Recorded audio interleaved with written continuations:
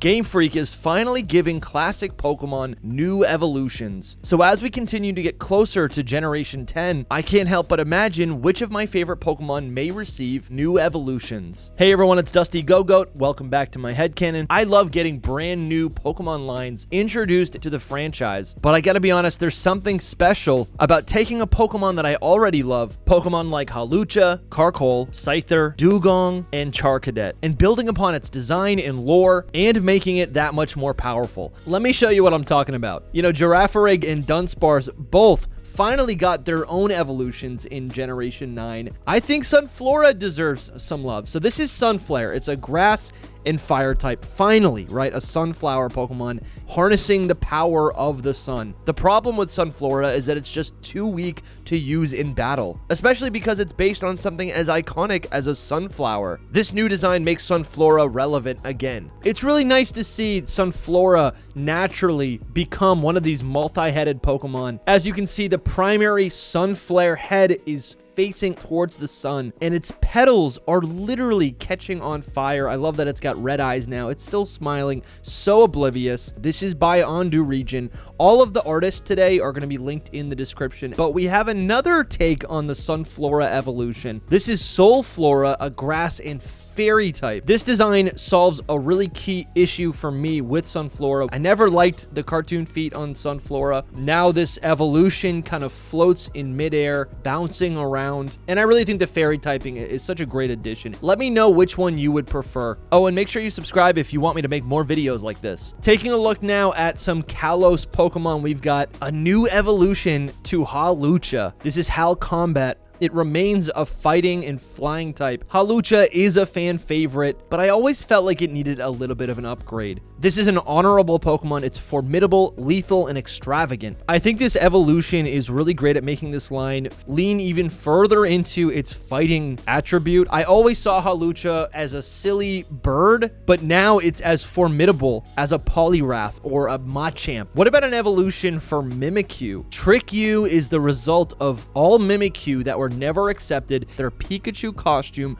no longer covers their body entirely, so they do everything that they can do to hide their face. I love using Mimikyu competitively, so to see that it could potentially get an evolution and actually gain attack power and speed, I love that right off the bat. The design of this Pokemon resembles a kid wearing a sheet or some sort of Halloween costume, which I think is a really nice progression of the evolutionary line. You can still kind of make out its eyes, and the jagged wooden stick that was used as Pikachu's tail is now a club that this Pokemon can use in battle, kind of like a sword. I've seen a lot of crazy fan concepts for an evolution of Mimikyu, but this one to me feels the most realistic. All right, now I want to talk about some split evolutions. I love the hold item evolutions that debuted in the Johto region, right? Things like Metal Coat. So I thought it'd be fun to make some brand new split evolutions. This is a dragon and rock type cross-gen evolution for Fracture. Rather than evolving into Haxorus, when given a King's Rock, Fracture will evolve into this Pokemon. I gave this Pokemon rock typing because one, it literally evolves holding the King's Rock, but also because this design emphasizes the already existing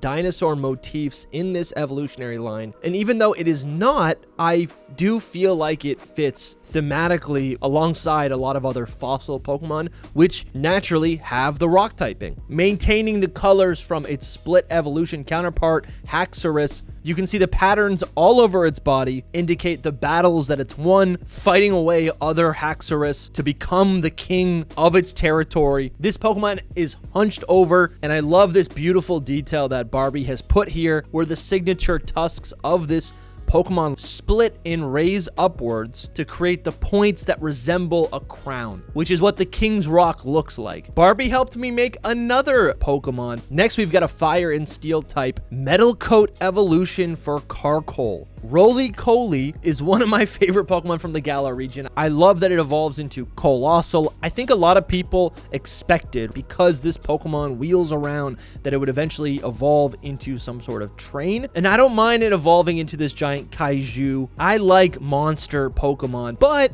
I do think it makes a lot of sense that, you know, you have the minecart Pokemon. What would happen if you gave it a metal coat? Well, I think very naturally its body would be now coated in this refined material, and the Pokemon could evolve more naturally in that direction into a proper train. You can see the coal at the top of the smokestack is overflowing, being heated up by this Pokemon's internal temperature, and this low-key becomes one of those multi-headed Pokemon where the carts trailing behind this Pokemon are actually those metal-coated car coal. They no longer have a face, but that's literally what it is. I don't have names for either of these Pokemon, but I'd love to hear any suggestions that you have in the description. And actually, this is the perfect segue because the best metal coat evolution is, of course, Scizor. I'm feeling a little greedy. What if Scyther continued to evolve for various different typings? This is Frizzord, the bug and ice type Scyther evolution. This Pokemon is jagged, but the weapons that cover its arms are ice picks, and they look heavy. I really like the ornate crest on its forehead, and its wings have kind of frozen over into these icicles on the back of its body. I don't like a lot of ice types, but this one's pretty high on my list. This Pokemon's swords harden to the point where they can cut through metal. Its crystal-like body refracts light, rendering it invisible and making it a stealthy and lethal opponent. The dex says that it's not able to flap its wings, so it uses its swords to climb and reach higher areas. And here's another Scyther evolution. This is Slyzor. It's bug and ghost type. This Pokemon looks a lot more like Scyther than Scizor or Kleavor. The artist gave it some new moves: Reaper Claw, Soul Drain, and Rapid Wind. Slyzor hides its blades within its exoskeleton, taking opponents by surprise when it attacks. Both of these designs are honestly gorgeous. My pick would be Frizzord. Game Freak has to give us more Scyther evolutions. Let's bounce back now to a little bit more of a silly design. Snom, very literally, is a gummy worm. So this artist, SB Fakemon, thought up of a regional Snom where it is a bug in fairy type, the fairy type indicating that it's a food in that way. It's very fantastical. And it looks like Snom, but when it evolves into gum worm, it very much looks like a double-sided gummy worm where there's two flavors on each side.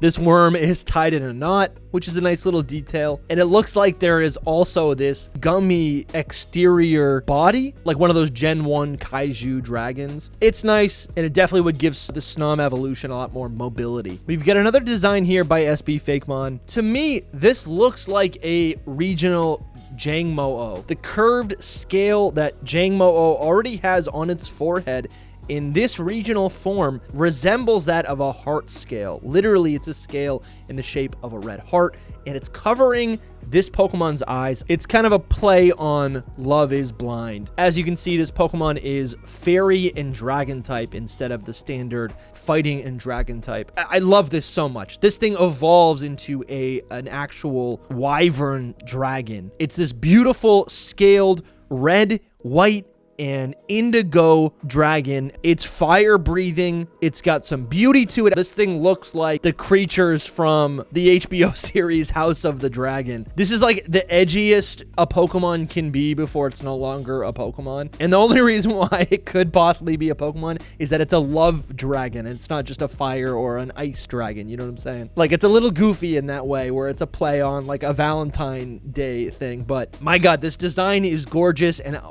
this would be an immediate staple of every single one of my teams going forward ever, forever. We got to move on. I'm freaking out. If you're still watching and you want to support, you can hit the subscribe button. And if you have the means to go a step further, there are links in the description to join me on Patreon or right here on YouTube. $5 a month gets you access to so much. You're supporting the channel. You'll unlock like 100 hours of theories, speculation, and Fakemon content. Your support directly supports this channel and helps fund the creation of original Fakemon designs. Links in the description. We've got a couple regional forms for Duskull and Dusclops here, where they are ghost and ground type. Again, this is by SB Fakemon. Duskull is one of my favorite Pokemon. Dusknoir, however, not my favorite. I feel like it really loses a lot of what I love about the previous evolutions, and these are really nice. There's a stronger contrast between the skull on their faces and the bandages that wrap around their ethereal bodies. In these regional forms, it's a lot sandier in color in reference to that ground type, but I think also it's a closer nod to the ancient mummies of Egypt. And what's cool is this Pokemon Cyclops evolves by shedding its bandages. So now you can see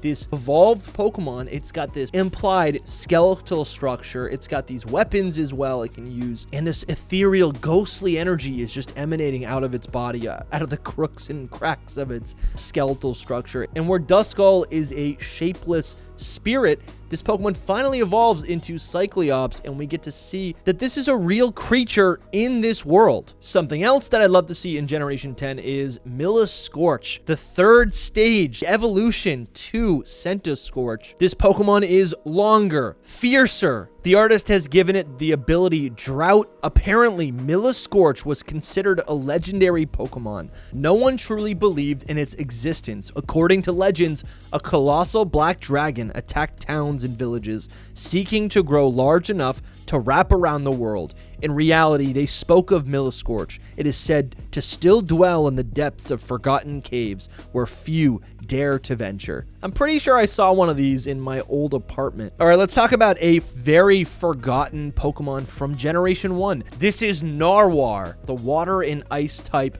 evolution for Dewgong. And I think from my perspective, this Pokemon does Dewgong justice. This Pokemon emphasizes the types and the aura that Dewgong is supposed to encompass. It takes those things and actually bleeds them into the design. It's pretty cool. Ondu region actually made 2 different versions of this Pokemon depending on whether it's female or male. The female version is here right now, where it actually looks like a narwhal. It's got that long tusk on its head, right? Dewgong's little spike is now this full piercing horn. It's got notes of aurora pink and blue all over its body, with these ice pendants on its neck. And the male version trades the pink color for a green color, and that very same horn is now covered in a sheet of ice. I think this evolution for Dewgong is very special. There is a temptation for me to suggest that maybe this should be fairy type. The water and ice type is not particularly interesting. They feel kind of like an overlap in elements, but Dewgong truly does represent both water and ice, and it is a fitting type for this Pokemon. Oh, I got a treat for you. This is a regional Hopip. It loses the flying type. It's no longer a dandelion. It doesn't blow in the wind. This regional Hopip is now grass and psychic type. It has a lotus flower on its head with these striking golden eyes. The primary color here is green instead of pink. It evolves into Skiploom, almost kind of like a pupa state. And instead of evolving into Jumpluff, this regional Skiploom evolves into Lotuzen, a serpentine grass dragon covered in these various lotus flowers. It has wooden horns and it is truly at peace. This Pokemon is based on the Chinese dragon as well as the lotus flower. I think what I love about this design is that a lot of dragons evolve to become even more fearsome, and this is a bit of a subversion. As it learns and grows to harness its power, it actually becomes more confident, more reserved. Through power, it gains peace. Kind of the opposite of this is a design that I created with my friend Professor Cowrie. This is Slow Rage. It's a water and dragon slowpoke evolution that is the consequence of a Magikarp biting on to the sweet tail of a slowpoke. Both Pokemon evolve. Slow Rage absorbs the dragon energy from Gyarados, and this poor new Gyarados form is stunted and attached at the tail of this new slowpoke evolution. I'd be really satisfied if Game Freak explored more of these cross-gen evolutions. This is Articlave. It's a fire and ice type. What if Charadet evolved with the armor made from Cryogonal? This Pokemon gets a sword and a shield. The sword is one giant icicle, and the shield resembles that of a Cryogonal. This Pokemon's body is frigid, it's stiff, but you can still see the fire emanating from its neck comes from its heart, which refuses to freeze and keeps it alive. Such a cool Pokemon. And I guess kind of on the flip side, Ondu region also created a pure fire type evolution for Charadet. Calcinite is the natural evolution of Charadet. In ancient times, due to the constant wars, soldiers forced Calcinite to wear armor and strengthen its combat skills. These armors corrupted its spirit. Gradually, its existence was forgotten. This is so cool because Calcinite essentially is the original form, the original evolution for Charadet. Calcinite became extinct due to it being used as a Pokemon, a tool of war. And what we're left with in the Paldea region is a new modified version of Calcinite as Armarouge, or the Pokemon that's fueled by the Fallen Soldier's Ceruledge. I'd be really curious to see if Charadet in other Pokemon regions were able to evolve into something more pure like this Calcinite. You know, I feel like I'm beating a dead horse, but, you know, if we are talking about Generation 10, Game Freak, do me a solid. I want to see new Eeveelutions. Here's the design by my friend Cardinal. This is Drakeon, the Dragon Eeveelution. It's this beautiful blue and red coloration. They did like a full-on mock-up of what this Pokemon design would look like in-game. They say that this Pokemon has tiny wings on either side of its back and head. This allows it to float temporarily across small distances. We also have a design here by Ondu region, of course, where this Pokemon has this multicolored